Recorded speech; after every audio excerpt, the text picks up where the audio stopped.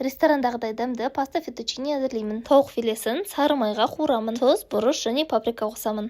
5 минут қатты отта, 5 минут қақпақтың астында қуыру жеткілікті. Бөлек тарелкеге алып тастаймын. Тағы да кішкене сары май қосып, пияз бен сарымсақты 5 минут қуырамын. Келесі саныраулықтар. Бұл басты ингредиент. Оны да 5 минут қуырғасын, черри қызанақтарын қосамыз. 5 минут қуырып, пайдалы шпинат шөбін қосамыз. 5 минутқа қақпақтың астында қалдырамыз. Ар жағында қайнап тұрған суға пастаға арналған қамырды саламыз. Көп пісірудің қажеті жоқ, езіліп кетеді, 5 минут жеткілікті. Ал енді тауық филесін қайтадан қосамыз. Және 5 минуттан кейін сливки құямыз. Мен 20% арнайы пастаға арналған сливки қолданамын. Іріп кетпеу үшін көп қайнатпаймын. Пісіп тұрған пастаны салқын суға бір жуып аламын.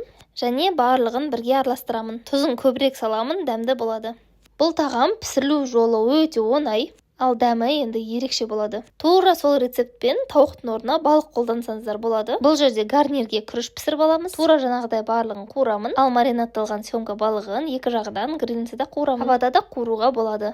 Барлығын араластырғанда дәмі енді ерекше болады. Міндетті түрде жасап көріңіздер, ал маған ас болсын.